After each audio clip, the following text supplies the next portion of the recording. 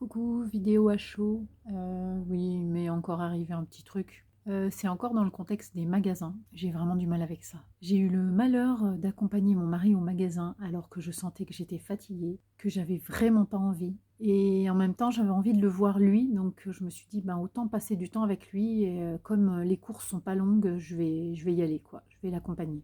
Donc quand je vais au magasin seul, il me faut me préparer à l'avance pour me mettre dans l'ambiance de bon, il faut pas que j'oublie ci, ça pour être confortable. Par exemple, ne pas regarder les gens, tracer le plus vite possible en prenant ma liste et je regarde rien d'autre. Bref, j'ai des stratégies en fait que je mets en place à chaque fois. Et quand je suis prévenue que je vais y être seule, je les mets en place et ça se passe plutôt pas mal. Donc là, comme j'allais avec lui, je me suis pas du tout préparée de cette manière-là. Ce que je me dis quand je vais avec lui, ben, je m'accroche à son bras et je me préoccupe absolument de rien, ni des courses, ni des gens, ni de passer en caisse, j'y passe pas, je l'attends plus loin où je vais à la voiture. Bref, je suis vraiment libérée de ces difficultés-là. C'est ma totale sécurité, mon total réconfort et je m'appuie totalement sur lui. Et il se trouve que j'étais dans un rayon en train de choisir quelque chose et j'ai senti que j'avais de la pression pour choisir, j'y arrivais pas comme ça m'arrive souvent.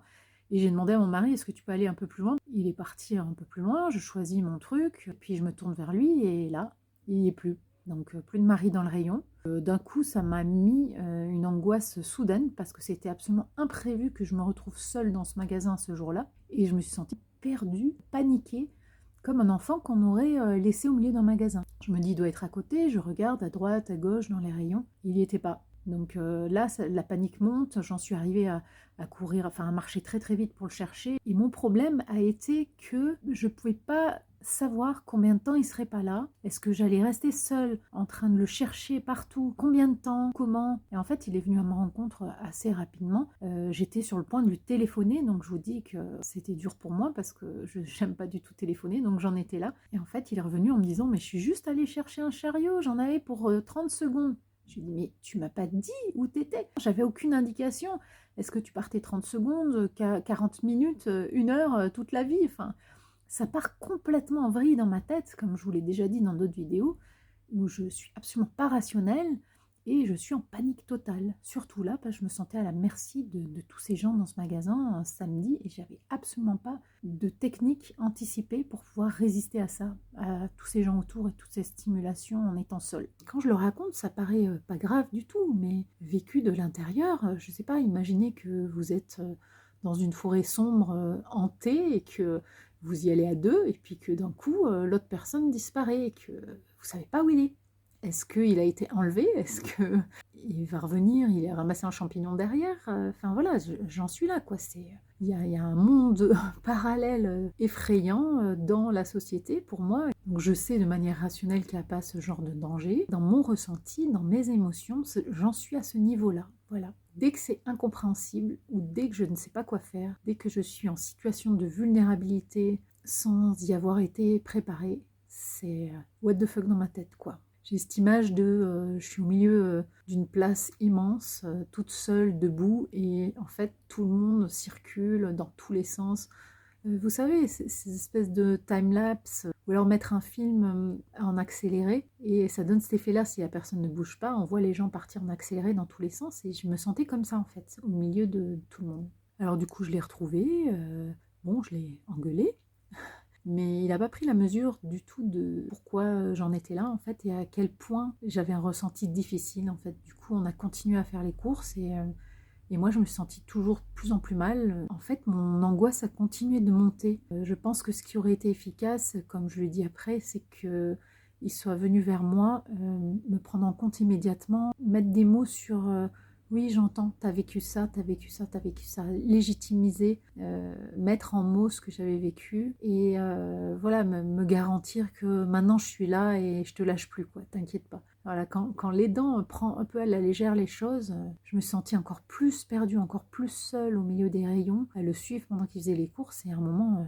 J'ai senti que ça allait pas et je me suis mis dans ses bras et j'ai pleuré, pleuré, pleuré, en sanglotant vraiment la crise autistique de shutdown où je contrôle plus rien, je sanglote.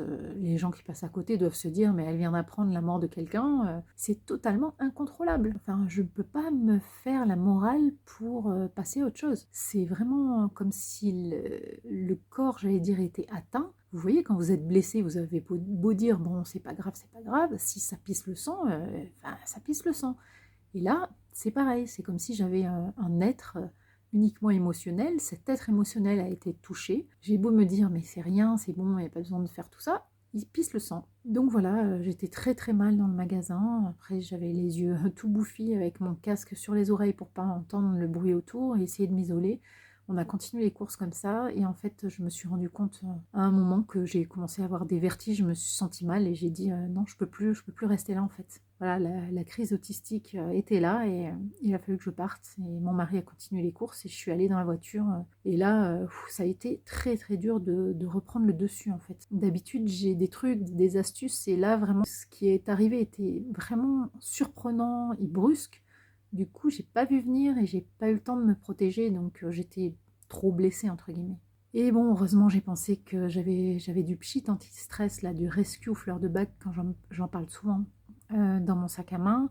J'avais aussi des huiles essentielles de camomille que je respire comme en cas de choc psychologique. J'avais aussi des granules homéopathiques contre les angoisses. J'ai pris tout ça, mais ça allait pas mieux, quoi. J'avais l'impression d'être sur complètement partie désincarnée, tout en ailleurs que ce monde. Ce monde était complètement étrange à moi, autour de moi. C'est comme si je savais plus ce que c'était des arbres, des voitures, des gens. En fait, cette sensation de dépersonnalisation, je crois que ça s'appelle, ou déréalisation plutôt. On n'est plus dans le réel, en fait. C'est vraiment un décrochage de l'esprit et un choc, voilà. Donc je m'en rends compte et c'est difficile d'atterrir à nouveau dans mes pompes, quoi.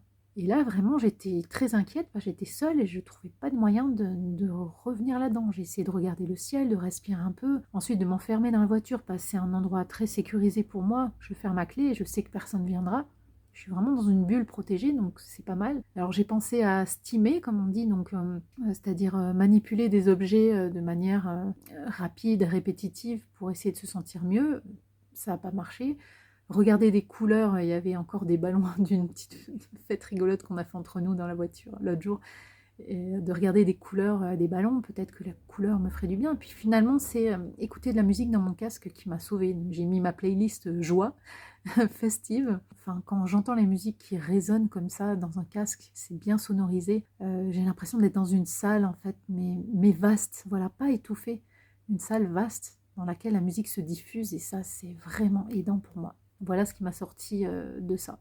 Il y a un autre truc aussi que je me disais, c'est que j'avais du mal à communiquer. Je l'ai déjà dit dans une vidéo qui était sur le mutisme une fois. C'est les moments typiques où c'est très très douloureux de communiquer. Si je dois prononcer des mots, ça me force horriblement et ça me donne tellement de fatigue. Je me suis demandé si on veut pousser le truc ou si vous avez des enfants qui auraient besoin de ça, d'avoir des pictogrammes sur les émotions. Éventuellement, je pensais à la roue des émotions qui est vendue sur Internet, qui a à voir avec la CNV, la communication non violente. Et je pense que la personne aidante aurait pu me montrer la roue si elle voulait savoir comment je me sentais en fait. C'est est-ce que tu as peur? Est-ce que tu es fatiguée? Est-ce que tu veux que je te parle? Est-ce que tu veux que je te laisse tranquille? Ou des choses comme ça.